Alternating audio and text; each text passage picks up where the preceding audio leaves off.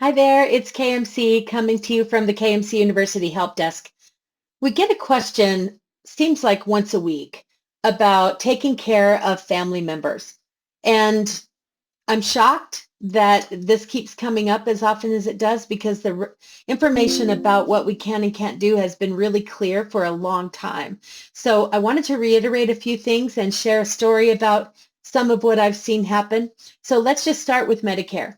Medicare has very specifically published rules that say you cannot, let's be clear, you can take care of these people all that you want. What you can't do is bill their insurance. That's what it boils down to.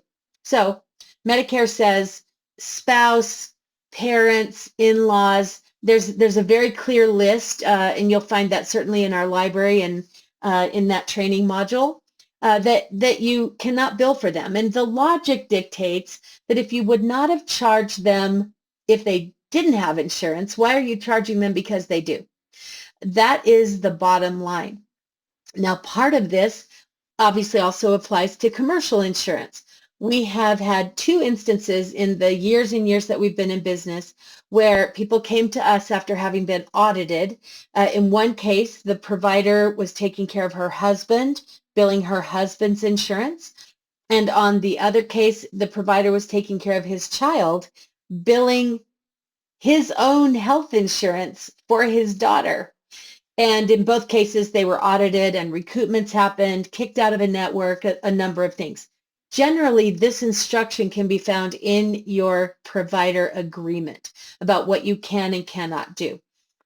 Argument comes back, well, wait a minute, I pay for this policy. I get it, but you also have to be realistic. Generally, it is a rule that if you were not going to charge them anyway, don't charge their insurance. Now, this brings into conversation our professional courtesy policy.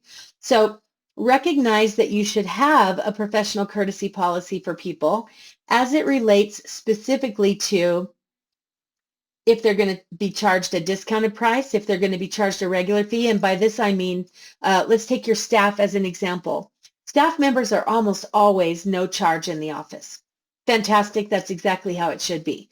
But we're not going to bill their health insurance either because they're in the professional courtesy policy. Heaven forbid there's a car accident. Part of our professional courtesy policy language states that if there is a medical legal reason for billing the insurance, that the employee patient has the option to opt out of their health insurance and be charged actual fees and pay exactly what they should pay. Now, if I'm going to be honest, in the early 1980s, we all billed our own insurance in the office, met our deductible for the year. It was terrible. When I think back about it now, it's almost laughable, the things that we did back in the early 80s before all the scrutiny came down. But three important takeaways. Number one, if you take care of your family members, do not charge their insurance. Second thing I would say is regarding professional courtesy policy. If someone is listed in the policy, you need to manage it the way it's listed in the policy. So another example of that is we take care of firefighters at 50% off. Fantastic.